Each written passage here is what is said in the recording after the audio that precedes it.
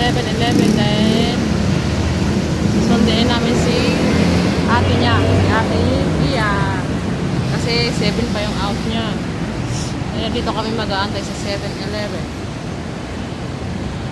Baka may isang oras pa kami aantay. Kinain niya muna yung baon niya.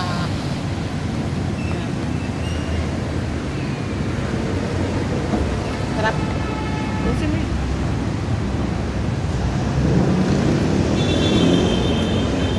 Magutok na po ko.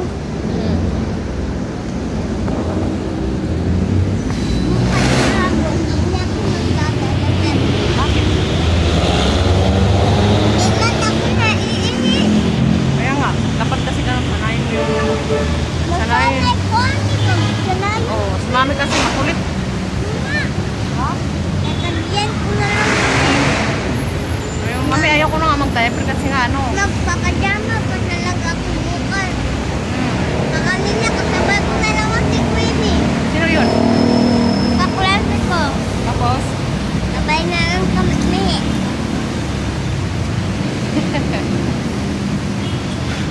Kaya nga, huwag ka na kasi mag-diaper. Kasi ano eh, huwag mo kasi isipin na naiihi ka. Hindi ko na iniisip mo. Kasi ganun ako eh, pag nag-iisip ako ng naiihi ako maya-maya naiihi ako nun. Eh, hindi ko iniisip na ano. At, ang isipin mo, nasa school ka lang.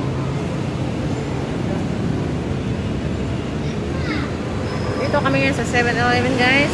Nag-aantay ng kanyang ate dahil lang out ng ate niya eh alas 7 pa. Kasi grade 8 na siya eh. Kaya ngayon, mag-aantay kami ng mahigit isang oras guys. Kaya no, dito kami ngayon sa may 7-Eleven Berlin. Ma, ikaw pupunta sa palengke? Kami ni mami sa lingkod. Mama.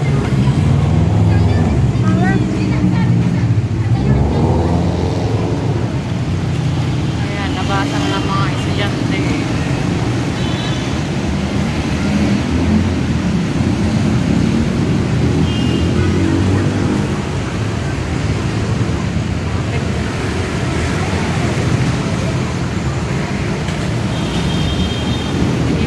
Naiwan doon sa bahay. Kalaro niya yung ate niyang isa. Kasi ako nagsundo ako sa aking ayan o sa aking grade 3. Tapos yung grade 8 ko 7 pa yung out. Kaya mag-aantay kami ng ilang oras. Guys, kumusta po kayong lahat? Mama, nun, nagpupulan na naman yung number. Oo nga, yan.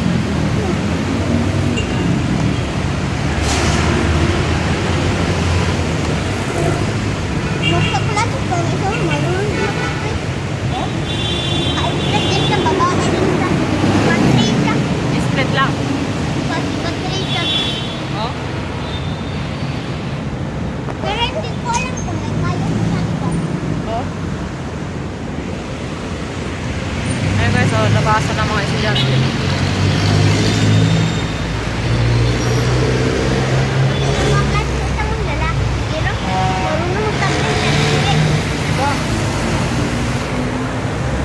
Pasensya na kayo guys dahil maingay. Dahil nandito kami ngayon sa kalsada.